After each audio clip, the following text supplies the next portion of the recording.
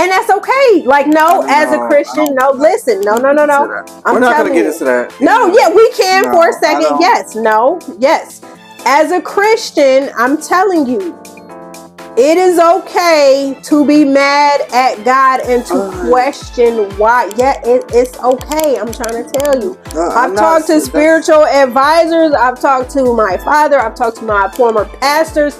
It's okay, because as I was going through the grief of losing my brother, yes, I was mad at God, and I asked why. And that's okay. And you can question God. I didn't say I hate God. I didn't say anything derogatory towards God. But me being angry, you can be angry at God. You can be angry at God for taking your loved one away. That is okay. That's okay. It doesn't mean you're going to hell, and that we can talk about it. It's nothing. Why do you feel like you can't talk about it? Let's just wrap this up. Why do you feel that you can't talk about it, though? Let's just wrap this up. But no, why? Tell me why you feel like you gotta. Why do you feel like you can't talk about it? I mean, this is not about. This isn't drinks nor drama. So no, but it is. This is what we talk about. God, it's not drinks and drama. Let's just no. But what I'm saying is, what I'm saying is this. Listen, if you are a person grieving, it is okay. It's okay to question God. Trust me, I have. On many occasions when I have lost family members, it is okay. It does not mean that it doesn't mean that you're not a Christian or that you're not human. We are all human, and we have a right. And I'm saying this as a person that knows Christ. I was angry when I lost my grandmother. I was angry when I lost my brother. And I did question God, and I was mad. And it's okay. And it's okay. It's okay to be mad at God. It is okay. It is okay. Like, I don't know why he's getting his panties in a bunch. I'm not. I'm just saying we could just leave that there. We don't need to drag that out. But why can't we talk about it? Because on this channel, we should be able to navigate and we should be able to have uncomfortable conversations. And I'm just saying, it's not all about that. This has nothing to do with the whole. Even a girl in the comments said, this is the concept of the show is drinks and drama. We shouldn't be getting into let's just. But we can talk about all things that's drinks and drama. If that veers us off into a different realm, I don't understand. What's the issue? I don't understand what the issue is. Well, they heard what you had to say, so let's just Well, I mean, I don't understand. We shouldn't even be talking then if we can't talk about. You talk, so I have nothing to say. So yeah, but what I'm saying is that's kind of whack. If you have that type of attitude and you're saying, oh, we shouldn't talk about this. If this is a free channel and we should be able to express whatever. If we talk about Diddy, if we talk about Cassie, if we talk about all these other things, I don't understand. What's the issue with talking about? Let's go. Yo, I have no comment. So next. Next. I don't have anything to say. Well, that's a shitty ass situation. You're gonna hear me. No, you hear me. You hear me. You hear me. All right, so it's another episode of Drinks and Dramas. I'm just. You tripping for it. Yeah. But anywho, right, let's dive into it. We going to the courts on this one, not the legal courts, but the that's the legal court because Jen about to be paying some. Mrs. Golden. First of all, Gold. Dude is a scammer. Her last name is Walden. It is not Gold. Well, we know that. So we're gonna dive into Christian LaSalle Walden. We're gonna dive into Basketball Moms reunion. So it was all right. What do you feel before we even talk about it? Overall, how do you feel like the reunion went? Honestly, I think it's time to cancel that shit. Do you think they could get like no? It's just done. It's done. I kind of actually liked the Basketball Wives with Megan Orlando. What's it called? And they didn't bring probably because it's probably the thing is we need shit that is more like authentic. Let's rewind and take it back. Remember when we were first introduced to the Basketball Wives? Like the shit was actually entertaining. When we were introduced to what was that girl's name? Who, Royce? Royce, but who else was on the show with Royce? Susie. It was Royce. It was Susie. Little Susie. It was just like it was. Hi, my name is Little Susie. Yes, it just gave us a different type of vibe. And over the years, we have watched Basketball Wives. Well, you know what? Because this is where I'm gonna say something real quick. We don't have a Royce. Royce went toe to toe. Them girls tried to mean girl her ass. She went, and everybody knows. What did Tammy say? When anybody does, she don't like when somebody does this. So remember that episode? Tammy was like, she got into Royce. She was like, so Royce went underneath. She said, and then Tammy did it again. So Royce did it again. Like, Royce was the one who went toe to toe with them girls. Yeah, Royce went toe to toe all the time. They need someone like Royce again. I'm gonna tell you this. I feel like Royce and Tammy were the underdogs of the franchise. They just were. Yeah. And I feel like Shani pitted the ladies against both of them. Because let's be honest. Now, Tammy Roman is popping like a motherfucker now. Tammy got shows on VH1. Shows after shows after shows. Yes. Tammy got area code. Yes. Tammy is on Miss Pat. Tammy has House of Vicious. Tammy has her own Cheaters type show. Tammy is not that just girl. That she got the other show too. Yeah, Tammy doing her fucking thing. But let's take it. Let's take it back though. Weber's, yeah, The Family Business. Tammy got like 4 shows. Tammy's popping. Okay, Tammy always has been that girl. The thing is, Tammy always been an actress. Tammy's always been congenial. Tammy has always been made for TV. And the people never want to recognize that. Tammy has always been talented. Tammy was in a fucking singing group before we knew it. You know what I'm saying? They didn't go nowhere. But granted, Tammy has been out there doing her thing. And so this Basketball Wives bullshit just caught her at a bad time where she was at the lowest point of her life. Let's keep it a buck. When we were introduced to Tammy on Basketball Wives, remember how Tammy was dressed? Hurting my ear. Remember how Tammy was dressed on Basketball Wives when we was first introduced to her? Oh, food stamps Tammy. Yes. And Jen, I don't know. Food stamp. Although Jen's father was a fucking scammer, which he probably kept her away from food stamps. I mean, I have never seen it later on in my life, but that was like so unnecessary. It was like Jen. It was. I knew at that point. Don't discredit how somebody. First of all, I knew at that point that Jen wasn't shit from there. I feel like Jen. I forgave her. When she said that, I knew her ass wasn't shit then. Because regardless of if you've seen a food stamp or not, Jen, your daddy was scamming. It was revealed. So they always say a woman's first love.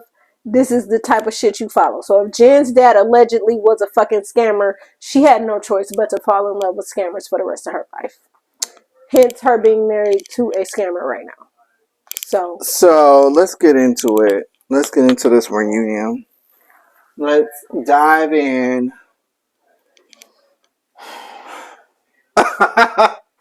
I mean, I'm going to keep it short with it because it wasn't too many scenes that was really like, popping.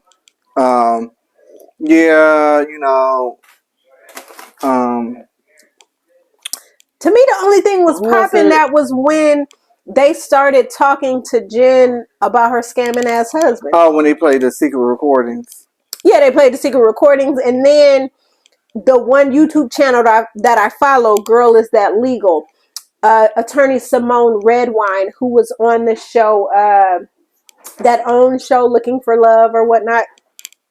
She was the one that started investigating Christian the Scammer Gold. So that was it. So when she started finding out these things about him being a scammer, that's what that's what happened. She found these things out and she started reporting it, and she started going live on her YouTube channel, and she started sharing it with the people. So dude is a legit dude is a scammer. And I feel like Jen at 48, you fucking 50 years old, and you marrying a nigga that's 30 years old, and people done already told you that he has scammed over 200 people. Talked about this plenty of time.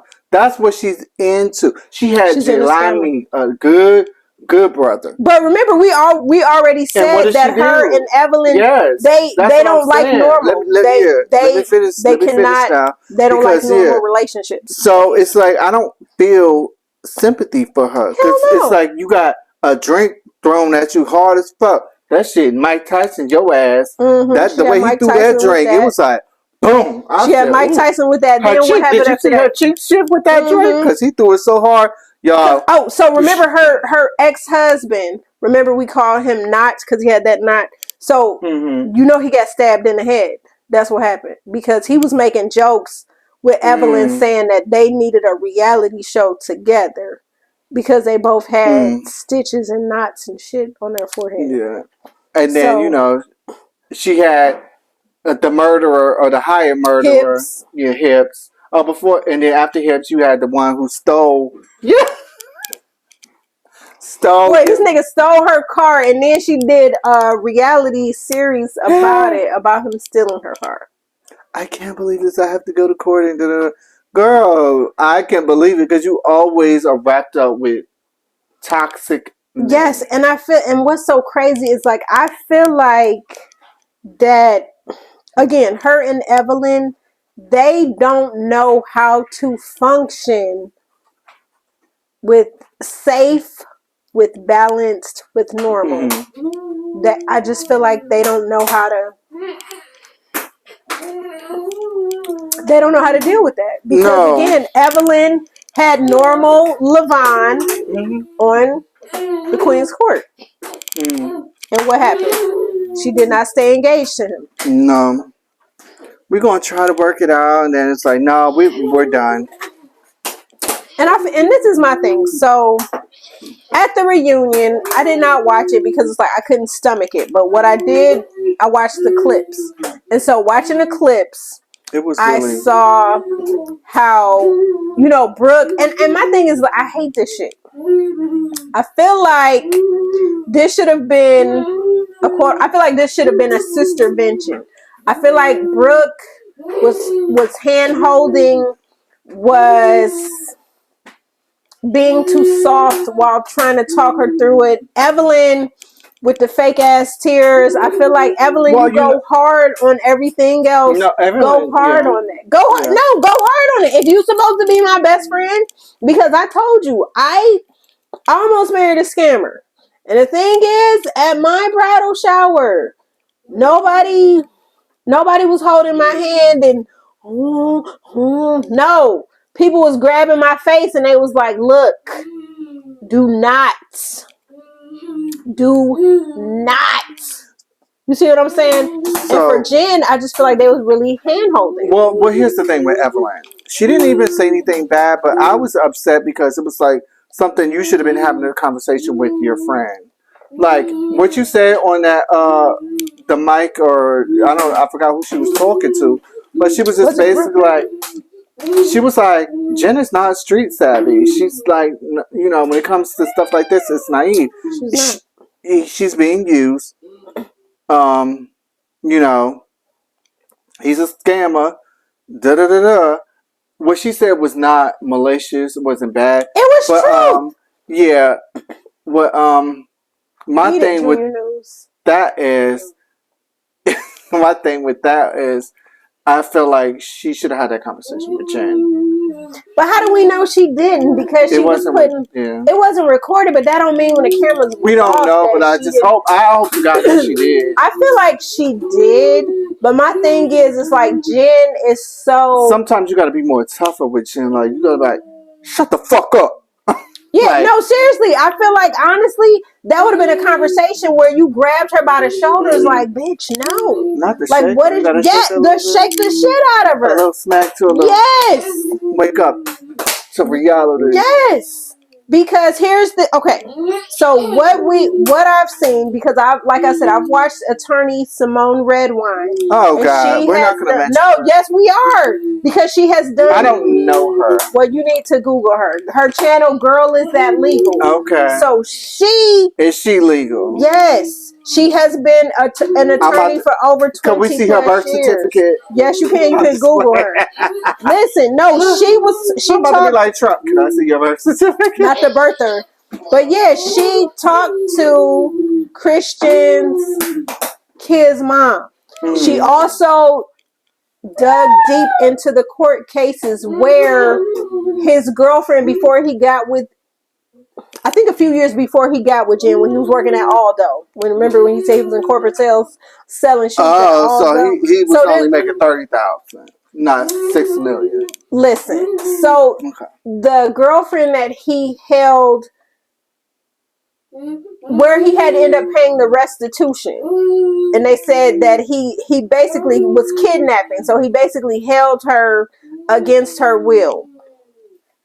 In the deposition, allegedly, the neighbors that lived across the hall from them saw the altercation. They saw the door open where his ex-girlfriend, who ended up jumping out the balcony, they saw her opening the door. They saw the open and the shut. They saw allegedly where he was allegedly doing the Diddy, dragging her down the hall. Like they've seen these things. This dude, they're saying, is not a good dude. This woman has the bruises. Her parents have talked about where this man has put his hands on her. You know what? This dude allegedly is not a good dude. We know that, but it's like you know. My thing is, Jen, are you that desperate? Jen, you that desperate? No, I don't think she's desperate.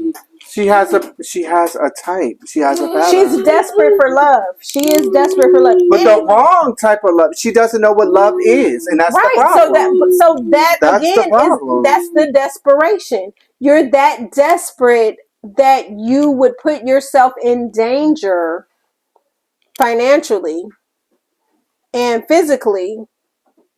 This man right now. So here's the thing. This is how abusers work. Abusers, their job is to lift you up, to make you feel secure, to alienate your friends. If you notice on the couch at the reunion, Jen was going in on her friends. I don't need you to say this. He didn't ask me to pay that restitution. Exactly. No. And what did Brooke say? Brooke was like, you're being defensive. Exactly. And I love Brooke for that. Brooke handling the situation. Listen. She was like, we're not saying that. We're concerned about you. Listen. We are concerned about you as a friend. Listen. This you is are classic. Getting used. You are getting scammed. Everything in the book. She went down the list. She was like, abuser. But Jen was like, no, he doesn't think. She was like, no, baby girl, listen. You're being defensive. Exactly. Sit back for a minute and listen. Shit. This is abuser. Listen. This is and that is how abusers work. So Jen was showing you abuser how they come in and manipulate the mind. Brooke and Jen was a classic example of a friend trying to deprogram a friend who is already going down the rabbit hole of mental abuse. Mm-hmm. Because the abuser is telling you, oh, they jealous. Oh, them single bitches, they ain't got no man. They jealous of you. They jealous. So Brooke, being a genuine friend, is like, baby girl, I'm trying to tell you this. You ain't got to tell me, because my man told me that he, you know what I'm saying? And so Brooke was Jen, like, hold on. You're being defensive. exactly. Don't The just abuser's listen. job. The abuser's listen job. for a minute and stop being defensive. The abuser's job. Their job is to do one of two things. It is to alienate you from your circle, the people that love you. Their job is to implant in your mind that, oh, your friends are jealous of you, because guess what? They're not in a relationship. They don't have a man that loves them. They are jealous of you. So I'm quite sure as they've talked about these things, he said, baby, they don't want to see you happy. Baby, they jealous of you. Baby, what man they got? They ain't got no man. Look at Brooke in her relationship. Or if they do got a man. Evelyn in her relationship. What's her name? What's her name? Not Brooke, but the other one.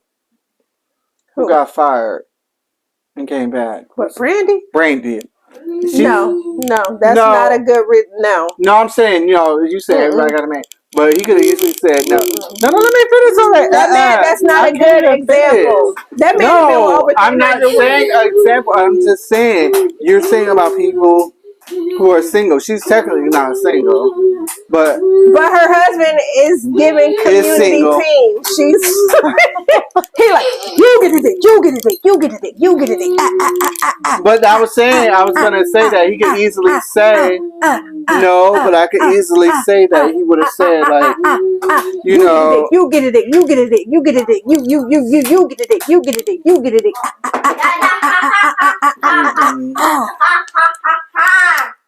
So back to the reunion.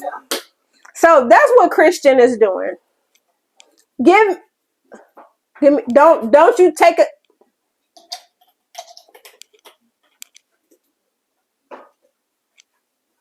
Well.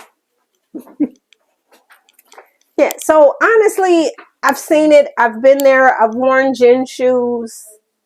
It is manipulation. It's how an abuser manipulates you and pulls you from your circle by telling you that the people that love you are jealous of you. And that's what's happening right now. So let's get back to the ladies. Let's get back to the ladies. I mean, I saw the reunion. I don't think it's anything else. Same old typical stuff. Brandy and Jackie started arguing. I don't even want to. It was like whatever. They brought Jackie's little friend out, who's trying so desperately to be on the show. It's pathetic. Like, and she tried to no, and everybody said what you. They said what you. That night at that table, you got up. You had no. Why are you getting up? Everybody said that. Why are you getting up? And that's why Brooke got up. She was like, "Ain't nobody about to jump. Ain't nobody about to jump." I'm gonna tell you this. Brooke and her blind loyalty. I'm gonna be honest, Brooke. You could have let Brandy receive the 2-piece. Brandy, I don't even know why Shawnee is letting me back on TV. Brooke, I feel like, so again, I'm in a lot of these groups, and I was going back and forth with a woman that was trying to call Brooke toxic. And she was saying all these things. Well, Brooke toxic, and she shouldn't be using her daughter as a storyline, and da da da da da. And so I went in on a lady, and I told her, I said, listen, that's not a storyline. Well, it's her life. Exactly. So that's what I told the lady. I said, first of all, did you lose a child? That was one of the things that I mentioned. You can't tell somebody how long they have to grieve. Exactly. And so that was one of the things I said. I said, first of all, I said, Brooke, let's be honest. Brooke shouldn't even be on TV at this point, because we know Brooke Brooke needs to go away somewhere, and I feel like, you know how they have Alcoholics Anonymous. Yeah. I feel like they need to do something like a GA. They need to have like a Grief Anonymous, and I feel like she needs to get away. I feel like she thinks that doing the show is gonna get her mind from, and I don't think that's gonna be it. More than anything, it's triggering her because it's giving her a reason to pop off, because she's already angry, and she's already harboring these feelings about, she's mad at the world because they took her gorgeous daughter away. And so she's already angry. She already has a chip on her shoulder. Yeah. So anything you do to irritate me, I'm going to pop off and I'm like, so that's why everybody's like, well, Brooke is toxic. And I'm like, Brooke is not toxic. Not toxic. Brooke is grieving. Okay. And she don't know if she coming or going. She don't know. Daughter. Yeah, she lost her twin. That baby, when I look at that little girl, and I was like, God damn. I said, that girl, Kayla, her baby was gorgeous. And so Brooke don't know if she coming or if she's going. So whoever talking about she's toxic, you're toxic. And I told the lady, I said, first of all, that's what I said. Okay. That's what I said. Pretty much. That's what I said, because as someone, stop it, Junior News. She's lost as someone, her daughter. Exactly. Like, so as someone, stop it, Junior. As someone who looks at their mother every day who has lost a child. My mom has, give it here so I can open it for you. My mom has lost a child. So I know, I don't want the Pepsi. I know what grief looks like. I see it on my mom. So, and I know, like Brooke, the smallest thing could trigger my mom. So, and when she goes off, it's kind of like, dang, and you like, dang, why did you go off? But then it's like, you know what? You have to grant this person grace, because again, Brooke is trying to find her new normal. Okay, she doesn't know if she's coming. She doesn't know if she's going. So every little thing, she mad at the world right now. So guess what? Anything you say, yeah, I'm gonna be ready to fight too. I'm gonna be ready. No parent expects to bury their child. Right, parents want they expect the children to bury them. That's the thing. Brooke was not expecting her 25-year-old daughter. Brooke was not expecting to be burying her 25-year-old daughter. Her girl, her twin, her chocolate drop. Brooke was not expecting that. Like, shit, that, when I saw that shit hit me.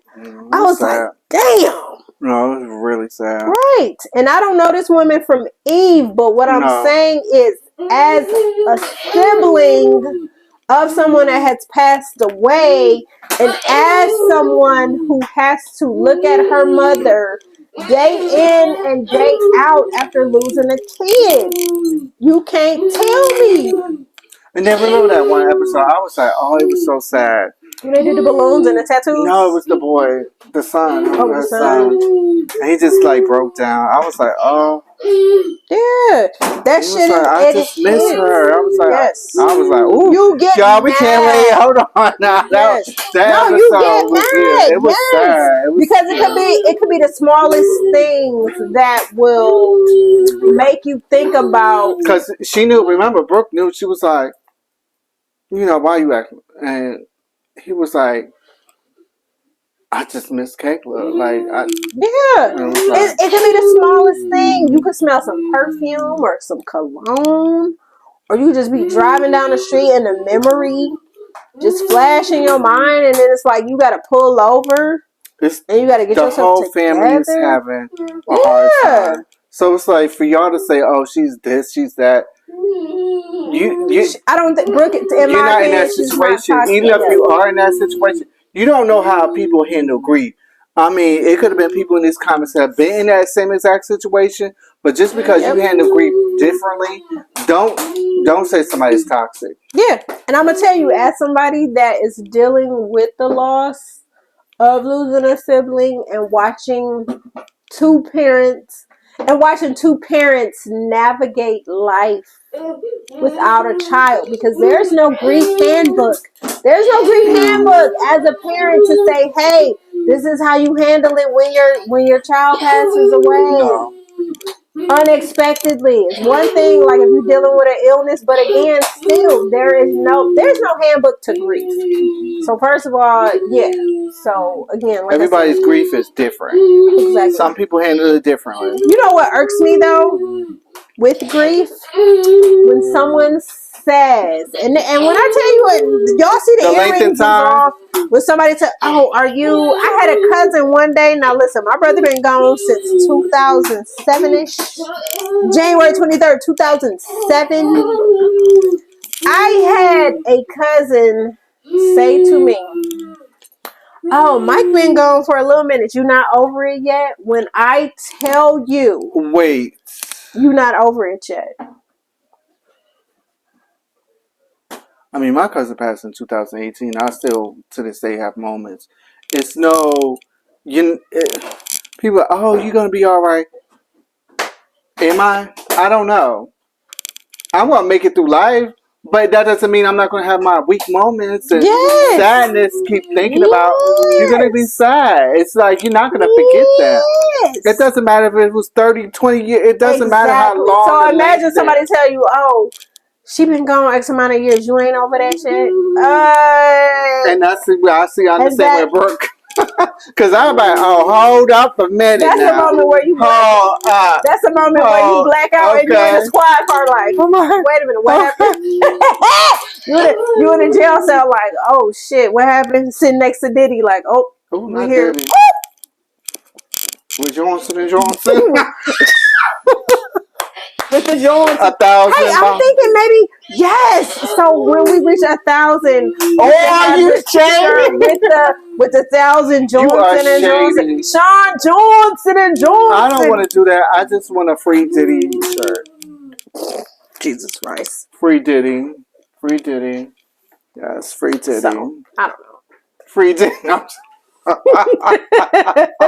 But yeah, it's just, y'all going outside? Oh. Okay. Yeah, so it like again, you yeah, cannot, but that's one of my pet peeves. I cannot stand when people say, "Oh, you're not over it." Yes, they've been dead since. It doesn't matter how long they've been dead. Yeah, that's the type of stuff. Yeah, I don't like that. I just don't. Yeah, you be ready to claw somebody. Mm-hmm. You be ready to claw. Oh, y'all, I'm getting a little sweaty. This light is. Mama, Junior, go upstairs. Yep, go. Y'all, it's the light. It ain't the alcohol. It's the light. It's the light. But yeah, that's a good ass light though. Cause look how bright we are. Oh God. Cause y'all, this ain't even my complexion. You like shut up. Right, but no lies. No, but you're right. It's not your complexion because it is. As we go into the fall and winter, you're going to get lighter. I'm already light. But you're going to get lighter. Oh, whatever. Because the sun is going down. I'm going down. Yes. It's evaporating. About to be light bright. But yeah, that's the shit that really irks my soul when somebody says something like that. You're not over that. When I tell you I was ready to fuck my cousin up inside the church. I mean, inside the church. Boom, body slam. Like, yes, like, no, I'm talking about all that, like, I'm about to. Like, I'm talking about you're gonna have to pull me off her and put me in a squad car type situation. You better get her casket ready type situation, because no. Just a mess. Yeah, I don't. My thing is, Brooke, we love you. I just want you to take a break. I always like. I just want Brooke. I love Brooke on the show, but I just want her to take. I feel like I'm gonna be This is gonna be a selfless comment because I love her on the show. So this is a selfless comment. Brooke, I really want Brooke to focus on her and just take a break from the show. Her journey. And And my thing is, I feel like yourself, because she's not healed. Listen, I'm going to say this. And she may not be healed for a long time, but right now, I don't think you need to be on the show. I'm going to say this. For me, I feel like Shani was definitely wrong for extending that contract. I'm going to say this as an EP of a show. Yep. And here are ways that Brooke can help herself grieve. I say this, Brooke, start your YouTube channel. Or do a book. Yeah, book, YouTube channel. Talk about vlog your grief. Yeah. Day one. How you this is how you cope and how you deal. So you could deal. That would be good though for other parents who lost their children. You will be a good. You have the platform. Yep. So use that platform and vlog either your grief. vlog, a book, everything. Let people know how you dealt with as a as a parent dealing or how you still dealing with it. Even if you're still and you're gonna deal with it for the rest of your life until she closes her eyes. But how can you cope and how can you how could you mend or just make it day by day? Yes, how you creating your new normal. How the hell? How do you create your new normal? Oh yeah. Yeah, that is Cause see again, when you think about when we look at this life and we look at the situations like, i.e., getting married, becoming a parent, being in a relationship, period. There are no tools. There are no workbooks. There are no guides on how to manage, on how to navigate. It's not even a guide in being an adult. Exactly. That's what I'm saying. Exactly. There's no guides in life, period. Right. There are no guides. So my thing is, I feel like this. When you don't have a seat at the table, create your own fucking seat. Create your own fucking lane. Make moves. Make your voice known. Be heard. Do whatever it is you need to do to live, to survive, to make it through. You know what I'm saying? There is not a second that doesn't go by that I don't think about my brother. There is not a second that doesn't go by where I'm reminded of a memory. And I could be watching a movie and I could be like, damn. And there's nothing wrong with that. Yes, you could be driving down the street. You could hear a song. You could smell a fragrance. That's a person that you love. So it doesn't matter how long it's been. It's still gonna. But see, tell that to the ignorant Negroes that say something like, "Oh, it's been 5 years." Like, I don't care if it's been 1 second. I don't care if I just held their years. Listen, I don't care if I just held their hand in a hospital and I'm walking away and y'all said time of death is 5:35 p.m. whatever. Like, you know what I'm saying? So I just don't feel like we should tell somebody how they should grieve. Ignorant comment. It's an ignorant comment that will get you up. You don't tell somebody, or if they're using that as an excuse or a storyline, whatever the case may be. It's ignorant. When I read that comment, I looked at that woman and I was just like, and I basically started my comment off like, I said, how? Were you on the laptop or where were you at? I was on my phone. Oh well, I said, nothing is fine. I said, how dare you? I said, how dare you? And I said, no, I'm not giving Brooke a pass. I said, but what we're not going to do is pretend that this woman did not bury her child. What we're not going to do is not grant her grace. First, when I tell you, how she asks us stuff, we're not saying that's okay, but we're saying I'm not saying it's not okay, but what I'm saying is she is totally triggered. Different. Don't say she's toxic and all that. Yes. Say, oh, well, she needs to heal herself. That woman she needs to exit the show. That woman is triggered. Yeah. Brooke is triggered, and Brooke is looking for any reason to throw them motherfucking fists. She is looking for any reason to. Anything that she can do to get that grief off of her, because guess what? It's not so much as about what you doing or what you said. It's about the fact that she had to put her baby in the ground. It's about the fact that the breath is no longer in her child. It's about the fact it ain't really even got nothing to do with what you said or whatever. It's just the fact that she is punching grief. She is mad at the world. She's mad at God. She's mad at all these things that would take her baby away. So that's the thing. So that's why I say, like, we need to say mad at God. Well, no.